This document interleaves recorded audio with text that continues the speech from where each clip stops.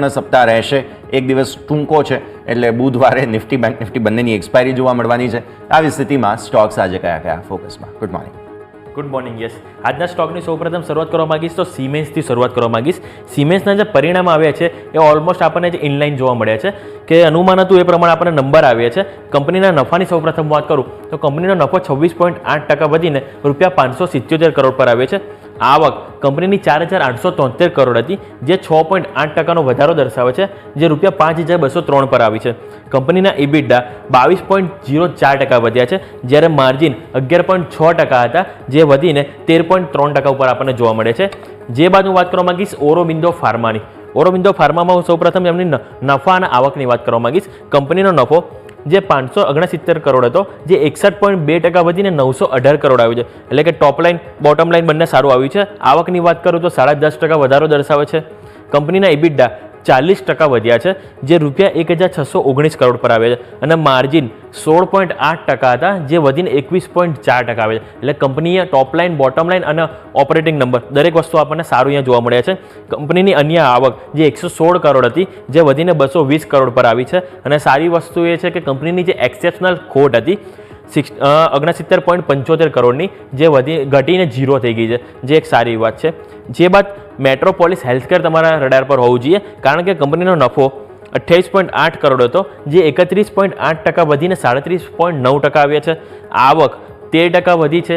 ઇબિડા 24% વધ્યા છે, અને માર્જિન 22.7% હતા, જે નોમિનલ વધીને 24.9 કરોડ આપણને જોવા મળે છે, 9%. હું વાત કરવા માંગીશ જ્યુબિલન્ટ ફૂડવર્ક્સ. આમાં થોડુંક આજે આપણને નિરાશા જોવા મળી શકે છે, કારણ કે કંપનીએ પરિણામ થોડાક એવા રજૂ કર્યા છે.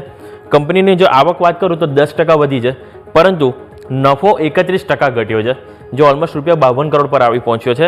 ઇબિડા માત્ર 1%નો વધારો દર્શાવે છે, અને માર્જિન જે કંપનીના 19.4% હતા, એમાં થોડોક વધારો થઈને 21.1% જોવા મળે છે. એટલે અહીંયા મિશ્ર નંબર કહી શકાય આપણને જ્યુબિલન્ટ ફૂડવર્ક્સના. જે બાદ વાત કરવા માંગીશ બાલક્રિષ્ના ઇન્ડસ્ટ્રીના. બાલક્રિષ્ના ઇન્ડસ્ટ્રીના સૌપ્રથમ હું આવકની વાત કરું તો આવક 26.9% વધીને 2,689 કરોડ બાજુ આવી છે. નફો 52.8% વધ્યો છે, જે ₹477 કરોડ પર આવ્યો છે.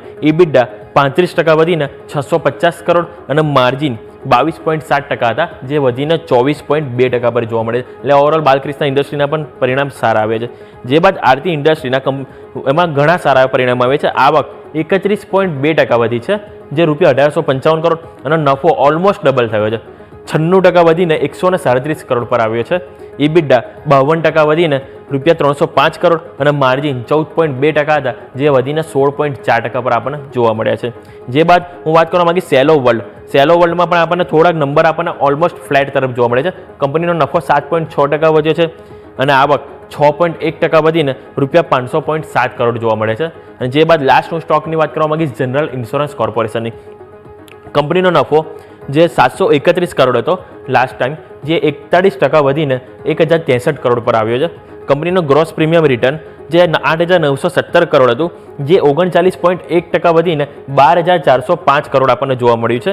અને કંપનીનું નેટ પ્રીમિયમ અર્ન જે ₹8,632 કરોડ હતું, જે 16.6% વધીને 10,063 કરોડ આવ્યું છે. અને સાથે કંપનીનું જે નેટ કમિશન જે 1,840 કરોડ હતું, જે 19.3% વધીને ₹2,196 કરોડ પર આપણને જોવા મળ્યું છે. આ ઓવરઓલ દરેક સ્ટોક છે કે જેની ઉપર તમારે નજર હોવી જોઈએ, અને સાથે સાથે આજે વાયદા બજારની કુલ 6 કંપનીના પરિણામ આવશે, કે જે પણ તમારા વોચલિસ્ટ પર હોવા જરૂરી છે. હું તમને લિસ્ટ જણાવી દઉં તો વોડાફોન આઈડિયા, વોલ્ટાસ, બલરામપુર ચીની, NMDC, નાલ્કો અને હિન્દુસ્તાન કોપર. આ 6 કંપનીના જે પરિણામ આવવાના છે, તો દરેકમાં જ આપણને એક્શન જોવા મળી શકે છે, તો તમારું વોચલિસ્ટમાં હોવા જરૂરી છે. Over to you.